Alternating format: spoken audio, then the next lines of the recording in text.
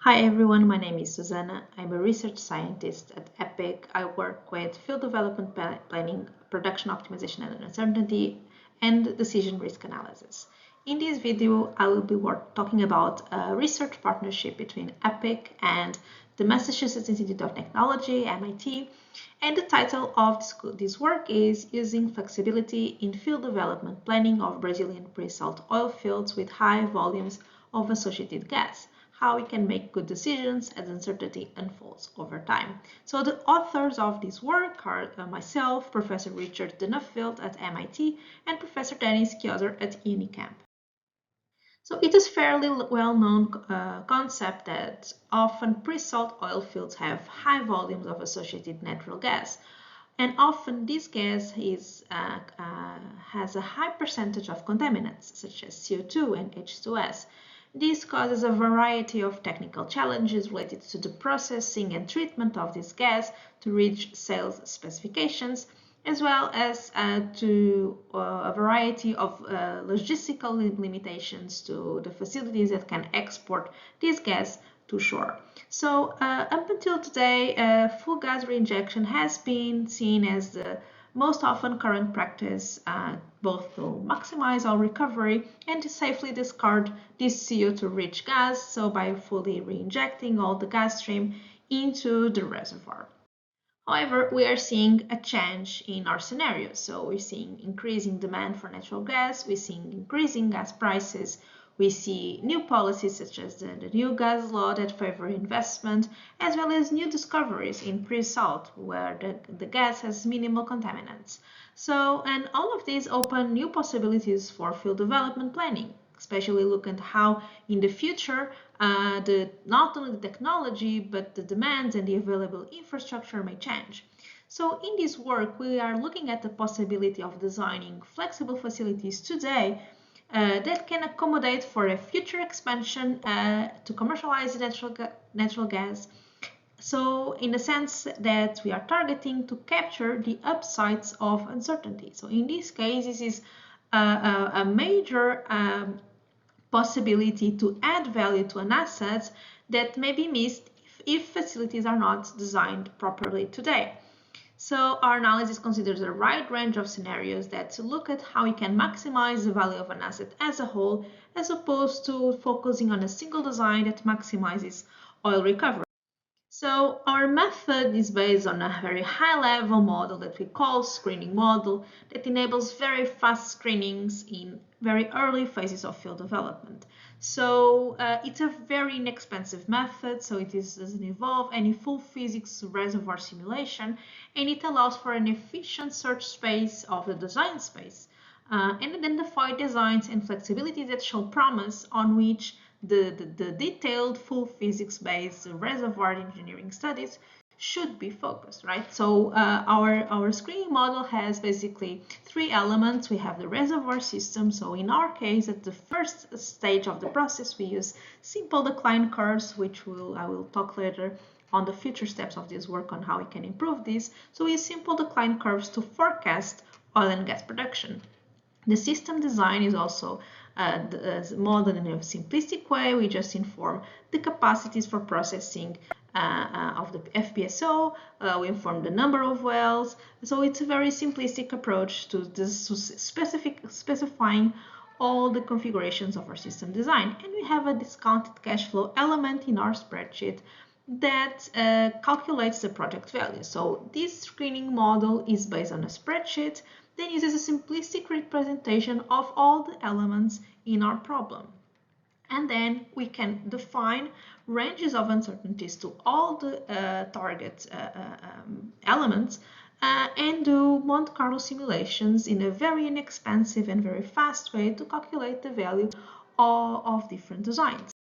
Our application is a hypothetical case, basically based on realistic assumptions and inspired in real oil fields in pre-salt, where there are these new discoveries with minimal contaminants, where gas pipelines are currently unavailable, but new routes are under study.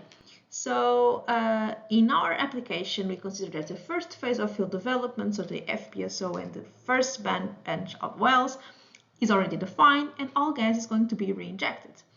And we have a second phase of field development, which is planned for 5 years of the first phase, and this is where we are targeting our studies.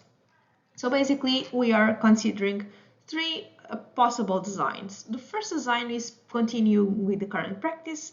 We will continue reinjecting all the gas, so no additional investment related to exporting and commercializing the gas. We have a second design, which we assume that first phase the systems were prepared in a way that in second phase is possible to expand and install all this infrastructure of gas pipelines and added capacity in the onshore gas processing units. And then we have a third design, which is similar to the second case, but in this case, the expansion is not based on the timing, but is set based on the triggering rules if set conditions are met. In this case, is linked to the uncertainties that are driving the need for flexibility. And I'll talk a little bit more on the next slide. So the uncertainties we considered in this study is oil and gas recovery. So as we are using a simple decline curve model, we set uncertainties in the initial rate and in the decline rate. We consider uncertainties in commodity prices, so both crude oil and natural gas, uncertainty in all elements that involve CAPEX, so the FPSO, how much it would cost for these gas export facilities, and also timing, both the timing of the first oil in phase 1 and the timing of the expansion where we will be starting commercializing this natural gas. So these are the first results that we got so far. We still consider them preliminary because we think that a lot of improvement is still can still be done in the screening model, but the best solution so far suggests that expanding for natural gas export as early as possible is the best solution in terms of adding value to the asset. But if we still have large delays in implementing this expansion, this still leads to higher project values as when compared to continue recycling all the gas. So these are the risk curves, also referred to as target curves or cumulative distribution functions for all the designs that we studied, right? So we have in green over here, which is the worst design because the risk curve is up to the left, so which would be never expand, never invest in such facilities, continue injecting all the gas, and we have that the best design will be expanding immediately in phase 2, so 5 years after phase 1. We have here the yellow curve and also the gray curve, which are starting to move towards the curve of no expansion, and in these cases we are assessing how project value diminishes as we observe delays in this expansion, so a 5-year delay and then a 10-year delay. And even the 10-year delay, which is the green curve, it's the gray curve, it's still a better project compared to the not expansion option. Then we have here a blue curve, which is the curve where we are expanding based on a triggering rule. In our case, we considered observed gas prices and observed gas price volatility. So this is still, in my opinion, still a suboptimal decision rule. This rule still can be improved. And we have made here some sensitivity analysis trying to understand if these set conditions are a driver for the implementation of flexibility.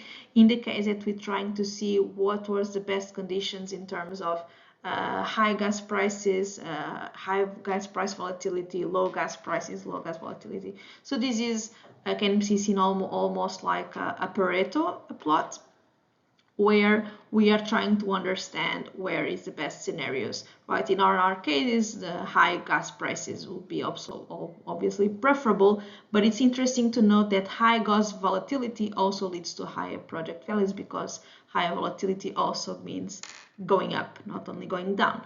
So this is the results we have achieved so far, and basically our main message is that flexibility is a way to accommodate these future changes in design to capture this potential set of uncertainty. So basically, up until now, our results suggest that it is worth further investigating the preparation of facilities with flexibility to accommodate future gas commercialization, which can potentially and increase tremendously the value of an asset. So in this step of this work, we will continue working with this approach of a screening model, which is a very fast model, but still can be more accurate in some of its elements. And in our case, we will replace the decline curve model by a proxy model, which is still a very inexpensive way that allows for thousands of Monte Carlo samplings, but it will ensure a better forecast of production and injection rates as a function of both reservoir uncertainty and changes in design or reservoir management over time. So thank you very much for listening to this video, and also I would like to thank all of the sponsors of this project that are listed in these slides. Thanks again for listening to this presentation. I hope to see you all at the EPIC conference, but I'm also available to answer any questions that you may have by email. Thank you.